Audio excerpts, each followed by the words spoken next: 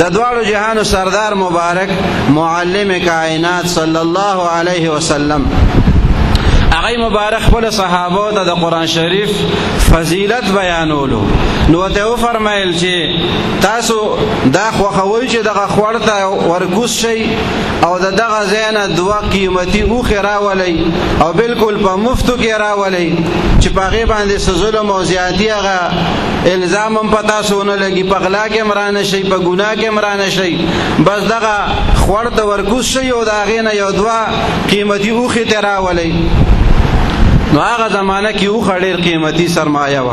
لکه دی وخت چې یو زمیدار ته وی چې خوخه نه ده چې د ډیرې دی خورته ورګوس شي او یو دوا قیمتي میخ ځان سره په مفتو کې راولي. هر سړی به وي چې میخ خو میخي دي، که مفتو کې رالی یو دوا چرګې ملاویږي نو هم به ډېره ښه. هر سړی دا غواړي چې ما ته د مفت شی ملاو شي او زه به ګناهګار نشم. نو صحابه ته پیغمبر علیه السلام فرمایي چې تاسو دا خوښوئ چې د خورته د مدینه منورې ورکوس شي او دا غینه دوه اوخې په مفتو کې تاسو راولئ. نو هغوی ورته څه وایي؟ اے دا الله تعالی رسوله صلی الله علیه وسلم په مونږ کې خو هر یو کس دا خوښوي، د هر چا دا خوښه ده چې هغه ته په مفتو کې اوښې میلاو شي.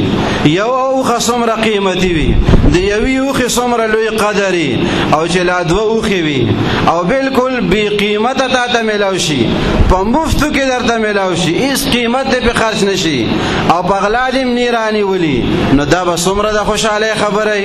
نو د دواړو جهانو سردار مبارک وفرمیل چې آیتین من کتاب الله خیر له من ناقتین. تاسو خبره ته خیال وکړئ، د دواړو جهانو سردار مبارک فرمایي چې آیتین من کتاب الله خیر له من ناقتین.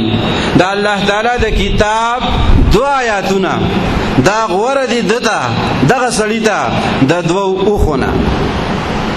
اوس مونږ او تاسو د دو آیتونو زده کولو ته ډېر اهمیت ورکوو او که د دوو اوښو حاصلولو ته ډېر اهمیت ورکوو.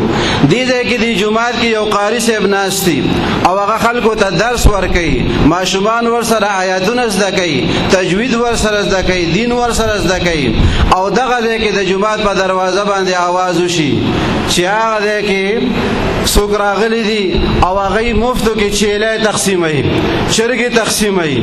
نو تاسو ووایئ چې څومره خلک به ورمنډې کړي، چې کوم قرآن شریف ته ناست نو هغوی به هم ورپسې ورمنډې کړي چې یاره دا خو چیلی خو ډېر قیمتي شی دی، میخه خو ډېر قیمتي شی دی، چرګه قیمتي شی دی، خامخا څه پیسې پې کېږي. نو هغې پسې به خلک څومره منډې ووایي. او حالان کې د دواړو جهانو سردار مبارک دا مونږ ته ډېر وضاحت سره فرمایلی دي چې آیتین من کتاب الله خیر له من ناقتین. پکار دی چې زمونږ ذهن هم دغه شانتې جوړ شي چې د الله تعالی د کتاب یو آیت شریف دا د اوښې نه ډېر بهتر دی، ځکه دا اوښه او دا میخه او دا موټر او دا چیلې دا ختمېدونکي څیزونه دي او د الله تعالی د کلام فضیلت دا ختمېدو والا نه دی. ما عندکم ينفد وما عند الله باق.